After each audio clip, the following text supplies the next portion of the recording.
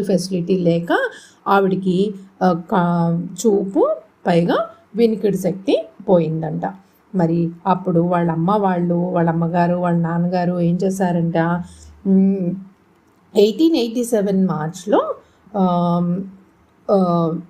An సులివెన్ అనే టీచర్ని ఆవిడకి ఇంట్రడ్యూస్ చేశారంట. అంతే, ఆవిడ లైఫ్ మారిపోయిందంట ఆ టీచర్ వల్ల. ఆ టీచర్ చెప్పేది ఈవిడ చాలా చక్కగా నేర్చేసుకొని ఆవిడలోని లైక్ ఏమంటారు, అవతార పురుషులు అంటారు కదా, ఆ టైప్కి చెందినవారు అన్నమాట Helen Keller.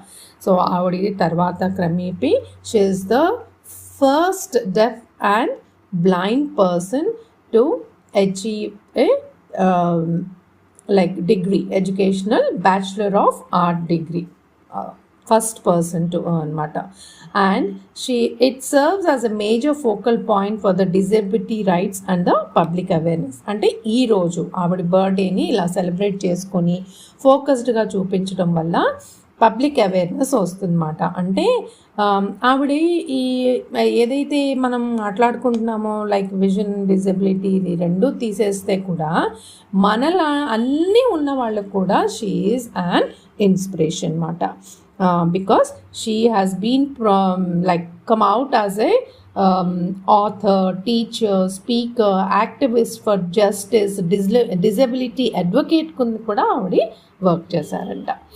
So June 25 to July 1 వరకు ఈ వీక్ అంతా కూడా డెఫ్ అండ్ బ్లైండ్ అవేర్నెస్ వీక్గా సెలబ్రేట్ చేస్తారంట, honouring Helen Keller's birthday, that is today 27 June, to raise vital awareness for the millions living with both vision and hearing disabilities. So అది disability కాదు, దాన్ని డిజబిలిటీగా చూడకుండా దానికి మనం ఏం చేయొచ్చు ఏబుల్గా అనేది మన ఎబిలిటీ మీద ఉంటుందన్నమాట. Just kindness and patience and appreciation వాళ్ళకి కావాల్సింది. మనం చేయగలిగింది అది, ఇంకా చేయగలిగే వాళ్ళు చాలా చేస్తున్నారు, అట్లీస్ట్ వాళ్ళని అప్రిషియేట్ చేద్దాం. మరి ఈరోజు ముందుగా అభినయ గేయం చెప్పేసుకుందాం. మర్రా నాకు చాలా నచ్చింది మాట, అందుకని సరేనా.